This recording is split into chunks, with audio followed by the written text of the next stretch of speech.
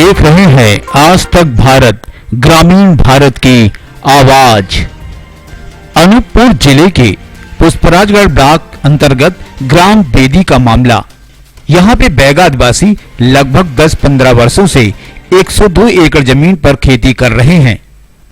Forest विभाग के अमले द्वारा इस जमीन पर वृक्षारोपण का कार्य किया जा रहा है तथा पूरी जमीन पर बाउंड्री कराई जा रही है। शासन प्रशासन वन अधिकार के तहत बैगाओं को जमीन का अधिकार देने का लाखों दावा करती है, लेकिन इस तरह के कार्य दावों की पोल खोल देती है।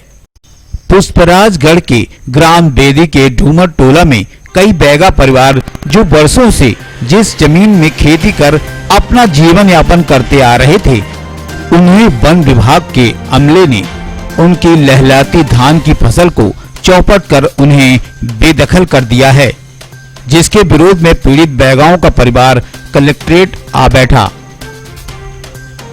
और अपनी धान लगी फसल की जमीन को वापस करने की मांग की।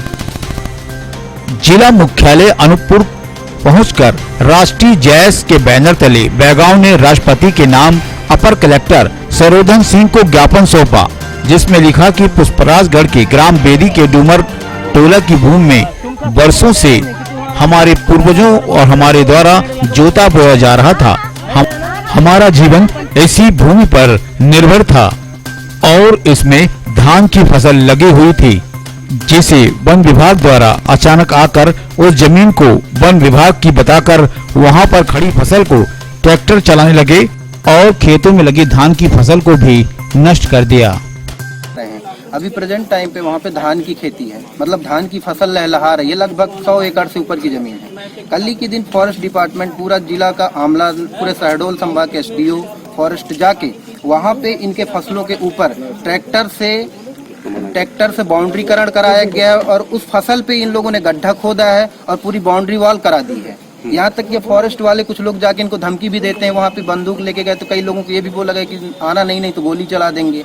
तो इस तरह की धमकियां भी इनको दी गई है।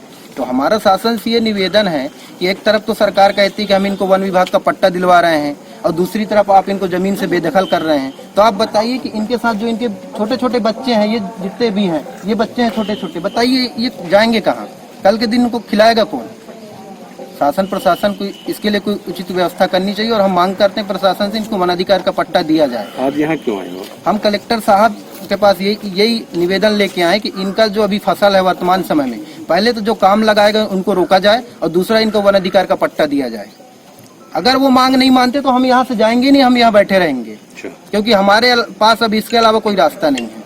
वहाँ पे लगी हुई, अभी भी वहाँ पे काम लगी हुई है, अभी भी वहाँ अतिक्रमण किया जा रहा है। फसलों के ऊपर ट्रैक्टर चल रही हैं और वहाँ पे गड्ढे करके पौधे वृक्षारोपण किया जा रहा है, बाउंड्रीकरण किया जा रहा है। अगर उसको अभी तुरंत नहीं रुकवाते तो आज हम यहीं पे धरने पे बैठ जाएंगे और हम जाएंगे ही नहीं, क्योंकि अगर इनको जमीन नहीं मिलेगी तो ये आजीवन ये तो आत्महत्या के कगार पे आ जाएंगे ना। इनको जो जीवन जीने का जो इनका साधन है वही इनसे छिन जाएगा।